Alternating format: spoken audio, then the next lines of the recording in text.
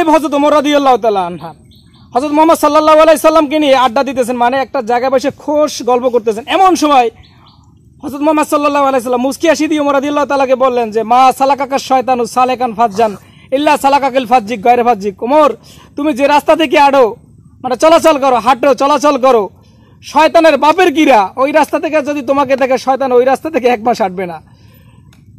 মক্কার ছোট ছোট শিশুরা যখন ওই সময় যখন কথা শুনতো না বাবা মার, তখন কিন্তু তারা কিন্তু বলতো ওই কিন্তু খত্তাবের ছেলে ওমর কিন্তু আসছে, তুমি তাড়াতাড়ি আমার কাছে চলে আসো। তখন কিন্তু ভয় পেয়ে যেত বাচ্চারা।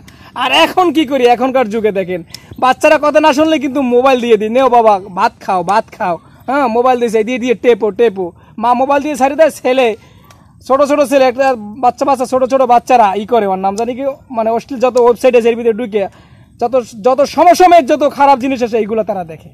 হ্যাঁ, এগুলো ডাক লইলে পরে কিন্তু মায়েরা কিন্তু রাগ হয় যে এটা কিন্তু উচিত না, কিন্তু বাচ্চারা কিন্তু দিয়ে কিন্তু ভালো কোনো কিছু কিন্তু শিখায় না, বুঝতে পারছেন? যার জন্য বাচ্চারা কিন্তু খারাপ হয়।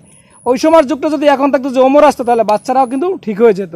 বাচ্চাদেরকে আপনারা মোবাইল দেন, বাচ্চাদেরকে যাই কিছু দেন না কেন, আপনি একটু মাঝে মাঝে খেয়াল করে দেখবেন যে আপনার বাচ্চা কোন সাইডে ঢুকছে ওয়েবসাইটের। কারণ আজকাল তো দুনিয়াটা সম্পূর্ণ হাতের মুঠায়, সব কিছুই মানুষ দেখতে পারে অল্পতেই, বুঝতে পারছেন? এটা আর এগুলো তো আসলে সব এই মানে দাজ্জালের ফিতনা, শেষ যুগে এটা হবে, এটাই তো স্বাভাবিক না?